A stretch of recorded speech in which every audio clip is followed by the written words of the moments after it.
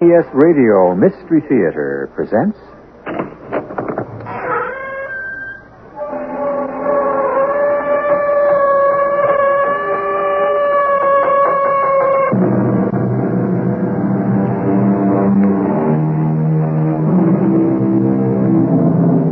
Come in. Welcome. I'm E.G. Marshall. Wherever there is money to be made, there are secrets to be kept. No, that's not a famous quote. But for all the truth it contains, it might as well be. Money was made in undreamed-of quantities by a handful of men in this country in the years following the Civil War. They were called the captains of industry. But even the most respected of these pillars of society had a skeleton or two in their closets they would have paid half their fortunes not to see exposed. But there are some skeletons that just don't seem to understand the value of money. Great Jesus, Ghost. It's you. It's been a long time, Jade. Go away. Leave me alone. You robbed me once of something. Something you can never give me back. Well, then what are you going to want?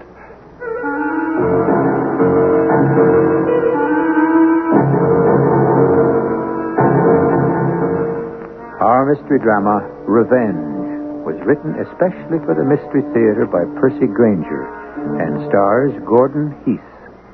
It is sponsored in part by Buick Motor Division and True Value Hardware Stores. I'll be back shortly with Act One.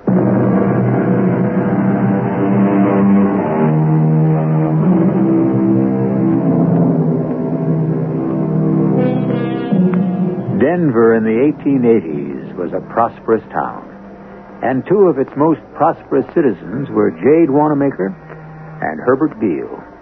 Two more different men would be hard to find. Jade was a quiet, domestic man. Herbert was a hard-drinking bachelor, addicted to his nightly poker games. No, except for their wealth, the townsfolk said these two were as different as night and day. But they did have something in common. And one afternoon, he rode into town. You cabin Mary? That's right, stranger. What can I do for you? You own this dive? What are you calling a dive? I asked for the most degraded, low-life hangout in the Tenderloin district, and they sent me here. Now listen, mister. Fancy clothes or no, you're going to get carried out of here feet first. What do you want? I want to buy it. What?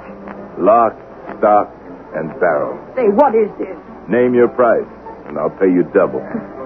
What are you? A reformer? No. I don't want anything changed. Only meet one condition, and I'll give you this. $10,000. What's the condition? I want one room upstairs kept vacant for when I need it. For $10,000? When I've done what I've come to do, money won't be of any use to me.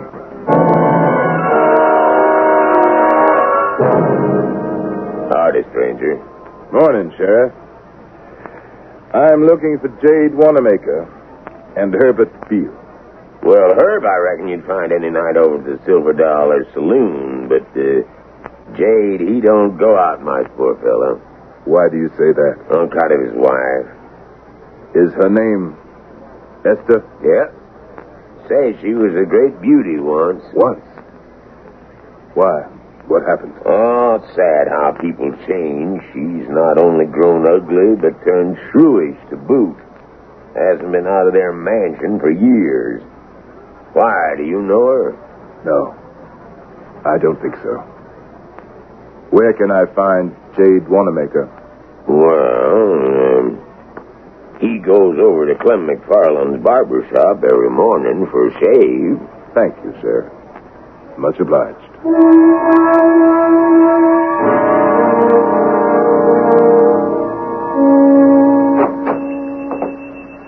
Good morning, Mr. Wanamaker. Morning, Clem. Got your mug all foamed up, sir. Have a seat. Thank you. Any more news about that stranger?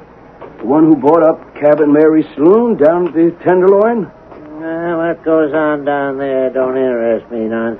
They say he's got it in for someone. Probably some gambler or two-bit hustler. Oh, I don't know. He seems like a real gentleman. Come in here yesterday for a shave. Uh-huh. Right after you left, as a matter of fact. Tipped real good, too. Strange-looking person, though.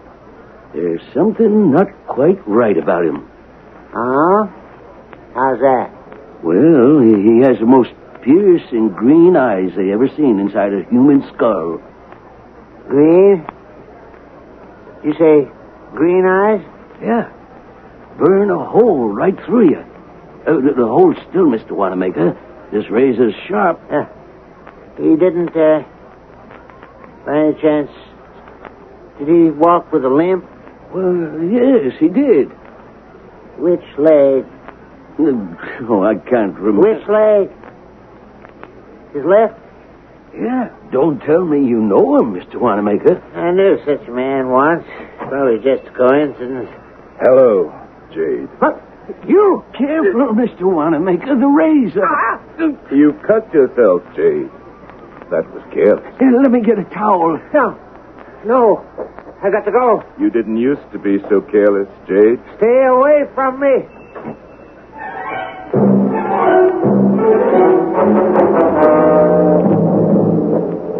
Why are you following me? Oh, surely you're not begrudging an old friend the pleasure of your company. You lay a hand on me and I'll call the sheriff. I don't think I need to touch you, Jade.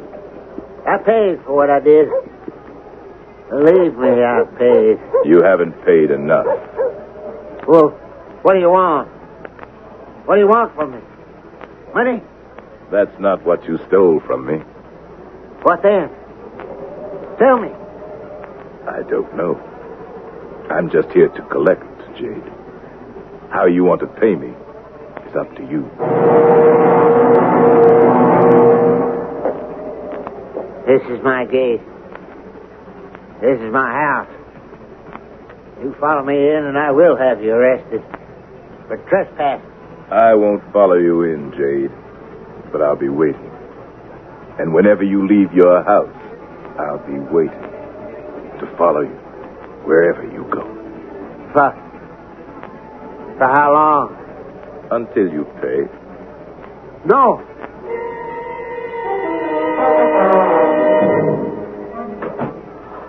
Jade, what's the matter? You look like you'd seen a ghost. No, Esther, I didn't see anyone. You're bleeding. Oh, you sanctimonious old hypocrite. Did someone slit your throat at last? It's nothing. An accident at the barbershop. Well, why are you looking out the window? No, Esther. Who's out there? Don't look. It's him. Yeah, it's him. He's come back to haunt me. To haunt me, too. It's what you deserve. What we both deserve. Why? Must a man pay for the rest of his life for a single crime committed in the folly of his youth? Haven't you punished me enough for 32 years? What I did because I loved you, Esther. You lied to me, Jade.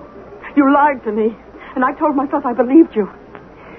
I followed you instead of my heart. And the ugliness of my choice has shown ever since in my face like a mask I can't remove. He's still there. Esther, you must go out and speak to him. No. It's you he wants. He does? He as much as told me so. He'll listen to you and leave us in peace. Esther, please, please. I'm feeling pain. Would you see me die? No, but I can't go out to him. Why not? I couldn't bear to have him see me as I am now. Please, Esther, I'll give you your freedom. Jade, years ago I wanted my freedom. It's too late for that now. Well, what are we going to do? He can't stand out there forever, can he?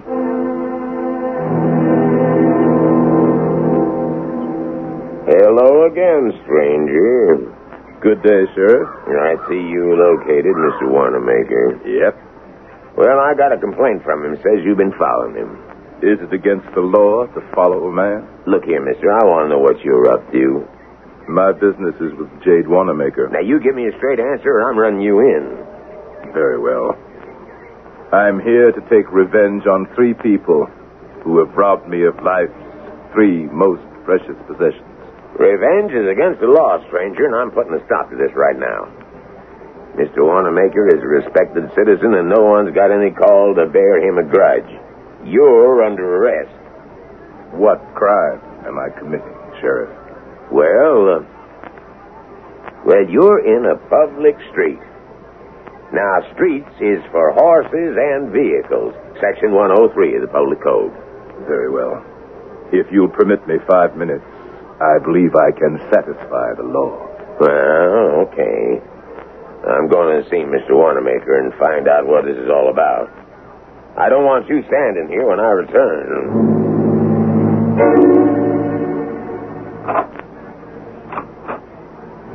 Oh, Sheriff. Did you arrest him yet? No. Well, why not? He's been following me since yesterday morning. A man following another man around isn't a crime, Mr. Wanamaker. But he can't stay out there in the street. It's a public thoroughfare. I've given him 5 minutes to get off the street. If he's not, I'll arrest him. Oh, did you hear that, Esther? We're saved. What's that? Huh? Look, coming up the street. Oh, good Lord. Oh, no. It's a hearse. Sheriff. Well, what can I do? The law says you got to have a vehicle. It don't say what kind. Mr. Wanamaker. Get me to my bed. Get me out of this sight. Mr. Wanamaker. Mr. Wanamaker, can you hear me? Yes. Now, what is it between you and that man? I can't tell you. Why not, Jade? Go ahead. You press a charge, Mr. Wanamaker, and I'll arrest him, but I can't do it without a charge. Well, there's your chance, Jade. Go ahead. Press charges, like you did before. I can't. Don't tell me you're getting soft in your old age. Mrs. Wanamaker, do you know that man? I did once, Sheriff. Well, I think you'd better go out and speak to him. No. Why not? He mustn't see me as I am now. Well, it's either that or by widow's weeds, Mrs. Wanamaker. It's up to you.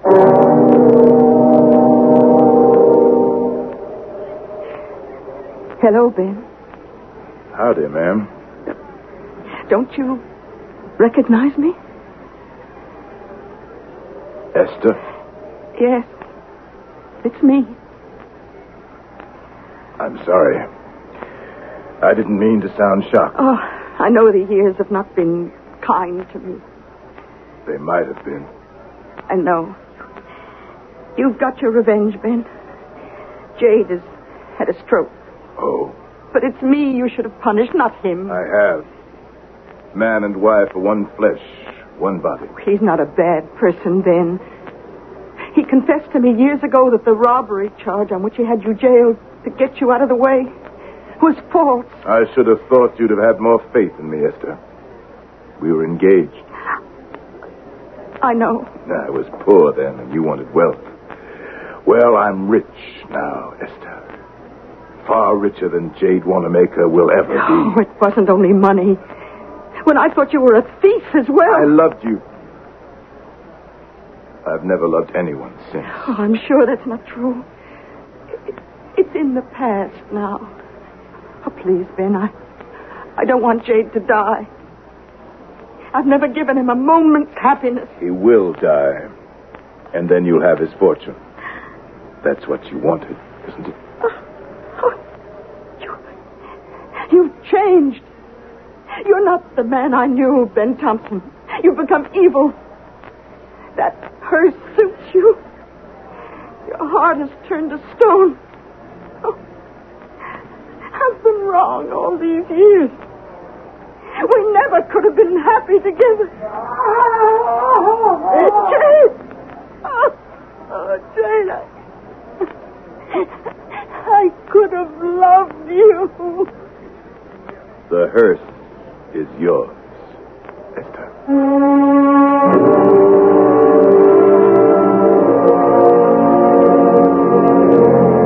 The Bible says that when Christ came down to earth with the offer of heavenly redemption, he crushed the head of the serpent who first tempted us. With Christ's offer, hardness of the heart was no longer forgivable. Yet there are still those among us whose hearts are so hardened by the bitterness of experience that they are beyond the reach of grace. Is Ben Thompson such a man? Who are the two remaining victims on his list? And what were the precious gifts of life of which they deprived him? And what about that room at Cabin Mary's? We'll find out when I return with Act 2.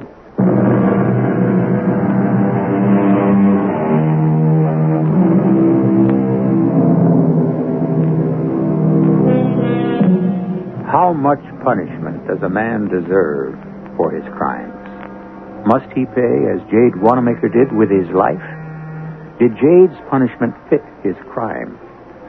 We're tempted to say it was excessive, but how can we measure the effect of his actions on Ben Thompson? However, these are philosophical questions. There's no time to contemplate them now, for Ben Thompson is about to mark his second victim. But Herbert Beale is going to prove a much tougher customer than poor old Jade Wanamaker. I'll see that 500, Maxie, and raise you another. What you got? 3 jacks, Herb. Full house. 10 high. Well, I think that does it for the rest of us. Oh, come on. You gonna desert me when the luck's going my way? Let's have another bottle. On me. Whiskey. It's all very well for you to drink and play cards at all hours of the night. You ain't got a missus and family to answer to. Hey, boys, don't leave without me. What's the matter, Maxie? You afraid of that stranger they claim killed Jade Wanamaker? Well, he did kill him, Herb, sure as we're sitting here. And the sheriff didn't do a darn thing about it. Well, if Jade was so weak he let someone scare him to death, then I figure he got what he deserved. They say he's got 2 more people on his list. Well, I know for a fact I ain't one of them. Oh, come on, let's play one more hand. Now, where's our whiskey? Here it is, Herb. What?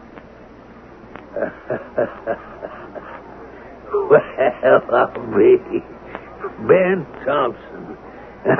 Don't tell me you're the one causing all this trouble in town. You 2 know each other? From a long time ago. Isn't that right, Herb? I never expected to see you again. No, I don't guess you did. Not after you robbed me of every ounce of gold I'd taken off my claim and left me in the gutters of San Francisco. Now, please, Ben, don't break my heart when I'm trying to concentrate. You care to join us, Mr. Thompson? I'm not here to play cards. You ain't gonna tail me the way you tailed old Jade Wanamaker, are you? No, Herb. I'd like to make you a little wager. You want to win back the 10,000 I stole from you? No. I want you to give it back to me. Ben Thompson, you was always soft in the head. And I'm willing to wager that you will offer to do so. Oh, voluntarily? That's a sucker's bet, Ben. How much are you worth, Herb? Financially, that is. No, $250,000, give or take. Why? That's all? I'll put up twice that for my own fortune. That I will voluntarily offer to repay you $10,000? What's the catch? No catch. That's some debt, Herb. You're not afraid, are you? How do I know you got this kind of dough?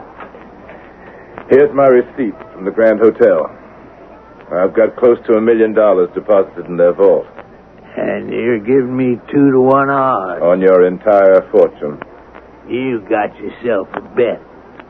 But we got witnesses. And high-rolling gamblers like yourselves live by their word, eh? Well, there's some honor amongst thieves, even high-class thieves. Now, if you'll excuse me, we'd like to get on with our game. What are you going to use for stakes, Herb? Are you kidding? I've been winning all night. But you just tied that up. What? You just tied up your entire fortune. And until our bet settles, everything you own is frozen. Well, let's set a time limit to this. Too late, Herb. Why, you low down... Living without money was always a fate worse than death for you, Herb. And until our bet is settled, you can't gamble. You can't even buy a drink unless someone else pays for it. But then it never was beneath your pride to take charity, was it, Herb? But if I pay you the $10,000, I lose my bet. I lose my fortune. That's right. And we've got witnesses.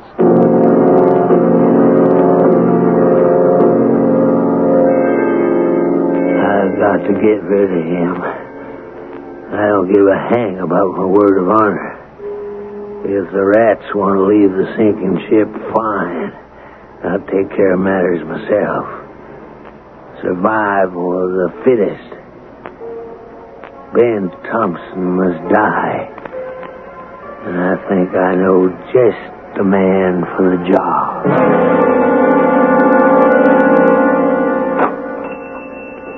Good morning, Mr. Thompson. Good morning, Clem. I've come for my morning shave. Yes, Mr. Thompson. There's no one else here. You're always the first one. Step right up. So, how are things? So far, everything's going just as I planned. You got Mr. Beale cornered? Oh, no, not by a long shot. In fact, I've got no idea what the next move is. I don't think you'll have to worry about that. I'm not. With someone like that, the thing is to get them off guard and then let them take the next step. That's a good idea. It's an old Oriental principle. Force your enemy to attack and use his energy against him. Uh-huh. How did you know it was Herbert Beale I was after? News travels. Sit still, Mr. Thompson. You're holding me mighty tight, Clem. It's just this one little spot on your neck, sir, that's hard to get. You're choking me. I'm sorry, Mr. Thompson, but I've got to do this. You just hold still. Oh, Sheriff, good morning. Hello, Clem. Missus says it's time to get my hair cut. Sheriff. Oh, it's you, Mr. Thompson. So now you're after Herbert Beale. Sheriff. Mr. Thompson, please. He's only got one weakness, that man. Superstitious. Hey, what were you going to say? Nothing. Go on, please. It comes from all that gambling, I guess. He always sits to the right of the door when he plays poker. He's afraid of the left of anything, and he believes in luck. Does he believe in ghosts? Ghosts? I don't know. You'd have to ask him. Thank you, Sheriff. I think that's just what I'll do. Yeah, Clem, I think I'll come back later. And Mr. Thompson, don't think I'm taking my eyes off you for a minute. One false step and you're behind bars. Thanks for not saying anything, Mr. Thompson. I'm sorry. How much is he paying you, Clem? $10,000. But he said it was to protect his life, that you were going to kill him. I am. And you're going to help me. Oh, no, Mr. Thompson. Please, I've had enough. Do you want me to call the sheriff back? No. All right. What do you want me to do? Could you recommend a good butcher shop? Well, what? I'm in the mood for some rare steak, Clem. Blood rare. Well, there's Kiva's place just up the street. I'll be right back. Meantime, you'd better close your shop. But it's early morning. We've got a long day ahead of us. That's going to start with a visit to Mr. Beale.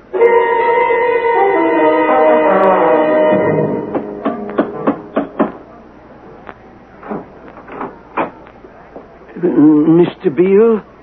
Clem, what you doing here? I've I've come for my money. I told you to wait for nightfall. I said I'd contact you. I did what you asked me to, Mr. Beale. Not so loud. Come inside.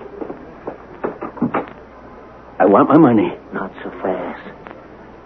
Where's the body? Outside town. In a ravine up the canyon off the Edgeware Road. You take me to see you done your work properly. Then we'll discuss money.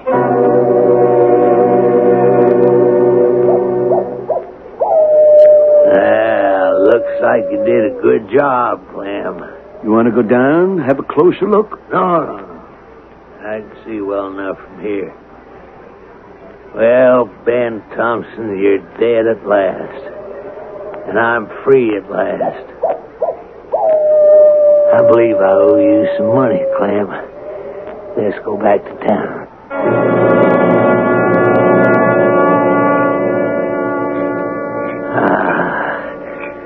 Money is the only reliable currency between human beings, Clem.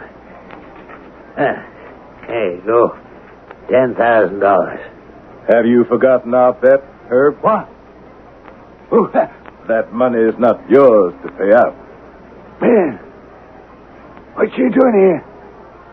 I saw you dead not 1 hour ago. Who are you talking to, Mr. Beale? What? Well, don't you see him? See who? Ben Thompson. He's standing right there. I don't see anyone, Mr. Beale. I just want my money. If you pay him, you forfeit our wager, Herb. And if you forfeit the wager, you lose your fortune. Say, what is this? What you two trying to pull? If this is some kind of joke to welch on our agreement, I won't stand for it, Mr. Beale. Clem, put that gun down. I want my money. Oh, I get it. You two are in cahoots. Did you really think you could scare me? Give me that gun. Wait a minute, Mr. Thompson. Herb, stop. It was only a trick. Clem. Clem, you all right? Clem. I didn't mean to. He's dead. It's your fault, Ben. It was your finger that pulled the trigger. Get rid of me. You're no ghost. What in tarnation were you trying to prove with a crazy stunt like that? You're a gambler. Gamblers are superstitious. Well, you're crazy if you thought you could scare me to death. I don't believe in ghosts. I don't believe in nothing I can't see with my own eyes. Yeah. Like Clem McFarland there. We gotta get him out of here. We? I came here for revenge, Herb. This isn't quite how I planned it, but it does save me the trouble of killing you myself. What are you talking about? I'll be just as happy to see you hanged. What? Ben, you gotta help me get this body out of here. I can't lift it myself. I helped you once, Herb. Or had you forgotten? What do you want? The $10,000 I stole from you? Here it is. Do you think I care about the money? I'll forfeit the wager, Ben. You can have it, my entire fortune. Only don't send me to the gallows. I befriended you when you were down and out, when you hadn't a dime or a hope to your name. And I trusted you when no one else would give you the time of day. And you betrayed my faith and my friendship for gold. Take my fortune. You want it in writing? Here. Since when have you valued life more than money? Nobody wants to die, Ben, unless he's a fool. Now, go on, take this paper and promise me you'll keep silent. Thank you, Herbert. Where are you going? This has worked out much better than I could have expected. What? You'll be hearing from the sheriff shortly. You tricked me. You've lost the bet, Herb. Says who? There's no witnesses. But I've got it in writing. Where's that gun? All right. Stay right where you are, Ben Thompson. What? You're not going anywhere. You want the blood of 2 people on your hands, Herb?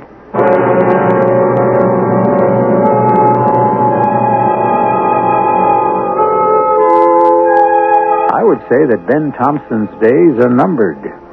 But there's been enough bloodshed in this act already. And so I'm sure you'll agree with me that it's time we took a short break. while we ponder Ben Thompson's untimely reversal of fortune, to say nothing of the mysterious third victim, who, it would now appear, seems rather safe from the jaws of retribution. But is he? Or she? We'll get on with the proceedings in a few minutes.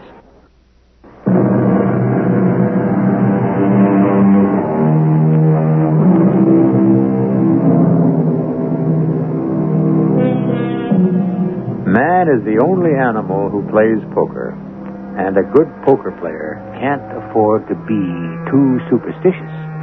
Something Ben Thompson should have thought twice about before attempting the foolhardy scheme of trying to frighten Herbert Beale to death.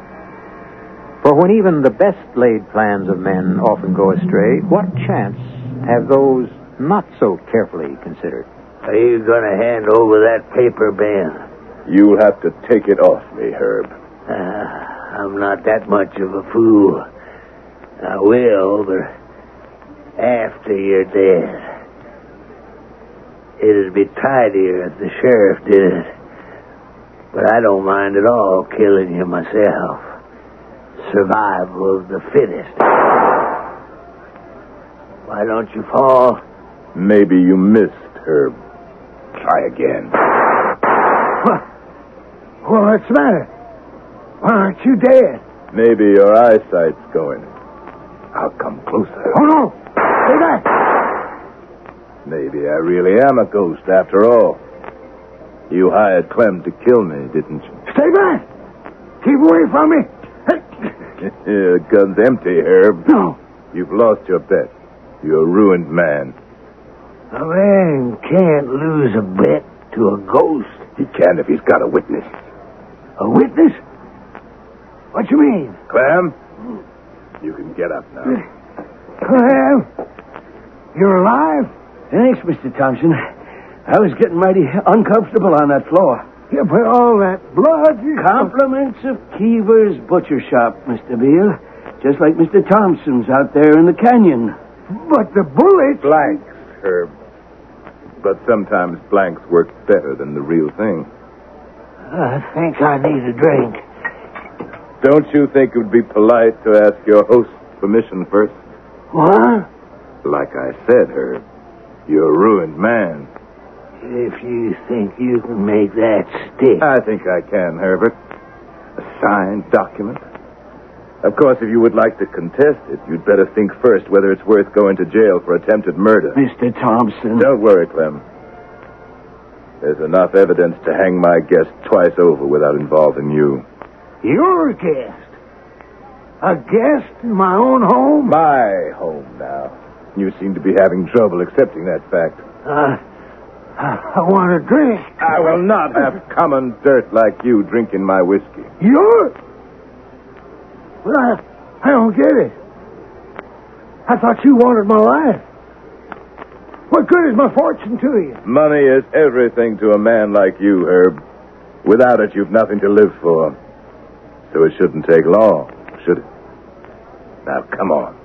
Where are we going? I've arranged a place for you to stay.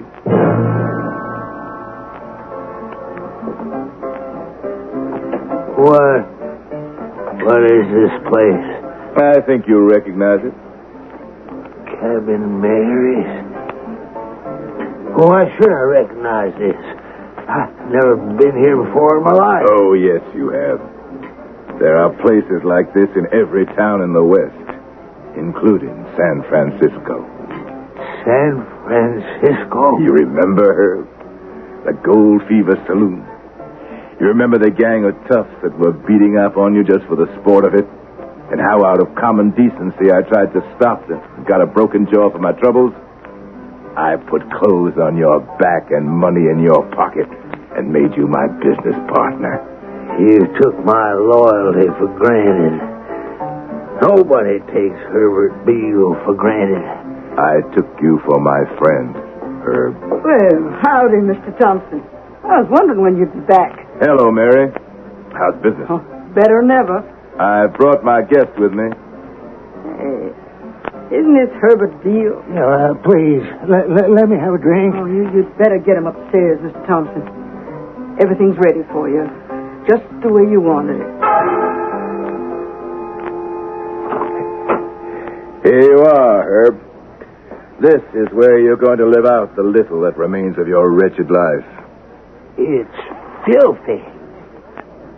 One room? I used to have a mansion. But this is where you belong.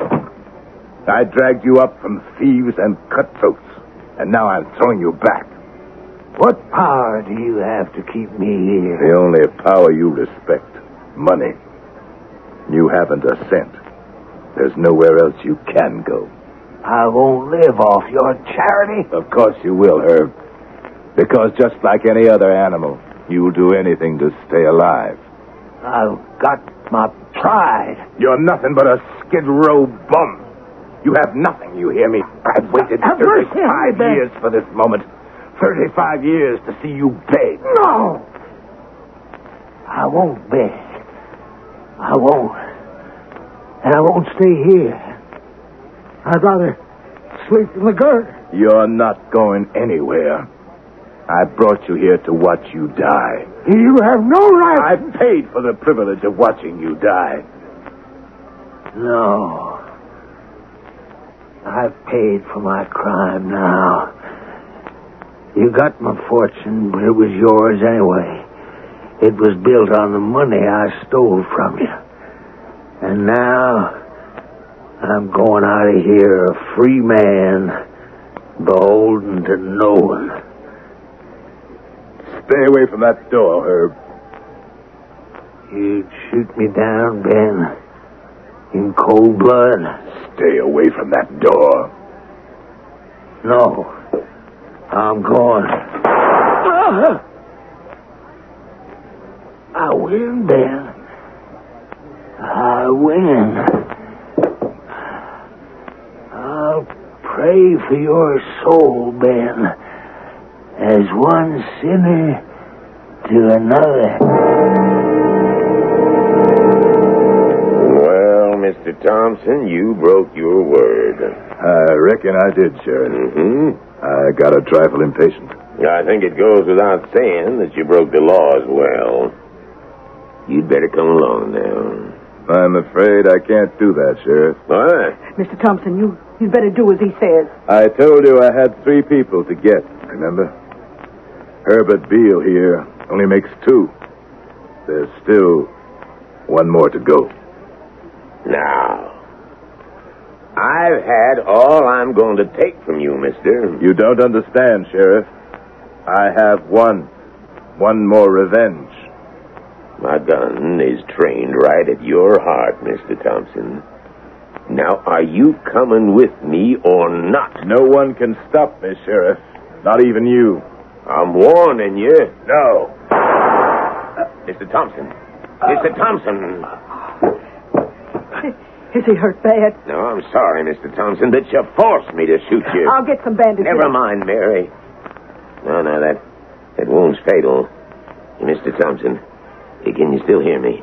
Yes. Why wouldn't you surrender to me? Why did you think I couldn't stop you? Because the 3rd victim was me. You? I don't understand. He can't speak anymore, Sheriff. Yes? Yes, I can. I want to explain. I came to town to kill 3 people. The 3 people who had robbed me of the 3 most precious possessions life can offer. And the first was Jade Wanamaker, eh? He robbed me of love, of happiness. In our youth, I was engaged to Esther O'Hara. You mean Mrs. Wanamaker? Yes. But I was still poor then. Jade was already amassing his fortune. But the one thing he wanted was Esther. He had me arrested on false charges. Jade Wanamaker? I never would have suspected that. People can change when they want something badly enough. While I languished in jail, he pressed his suit with Esther, told her lies about me, and finally deceived her into breaking her vow to me. By the time I was freed, they'd left town, and nobody knew where they'd gone. Esther was a beautiful woman once. And Mr. Beale, he robbed you of money. Oh, something far more valuable than that, Sheriff. No. What Herbert Beale robbed me of was faith. One could not have done more for another than I did for him, and yet he betrayed me. And since that day, I have never been able to trust another human being. But you... What did you rob yourself of? The most precious gift of all. Salvation. For by seeking revenge for the other two, I have denied myself the kingdom of heaven. Oh, but surely you repent now. No, I cannot. My heart was hardened too long ago. Even your bullet hasn't softened it, Sheriff. I guess that disproves the old saying. You can get blood from a stone.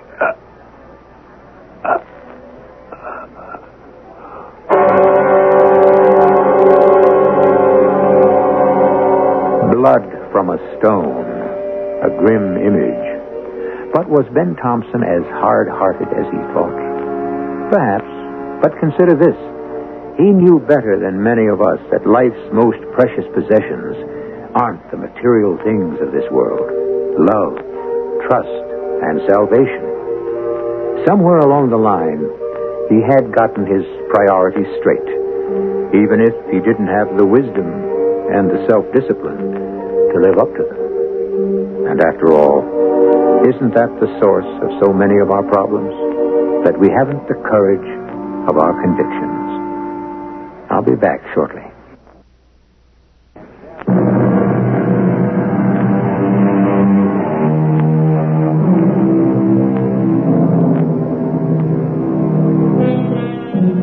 Some people say money buys everything.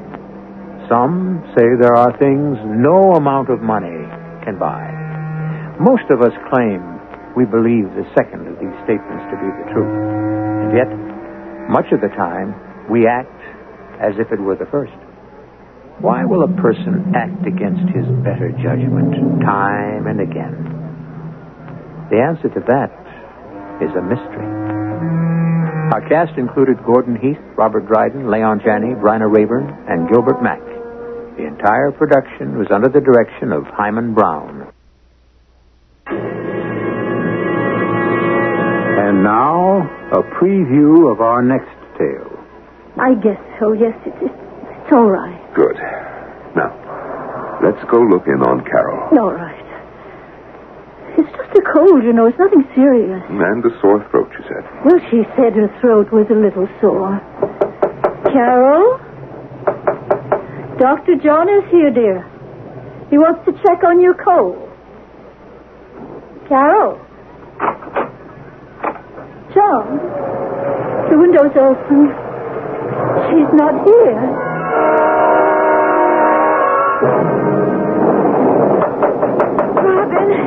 Robin, it's Carol. I made it. I'm here. Open the door. Let me in. Please. Let me in. Carol. Let me... Carol! Radio Mystery Theater was sponsored in part by Contact, the 12-hour cold capsule, and Buick Motor Division. This is E.G. Marshall inviting you to return to our Mystery Theater for another adventure in the macabre. Until next time, pleasant dreams.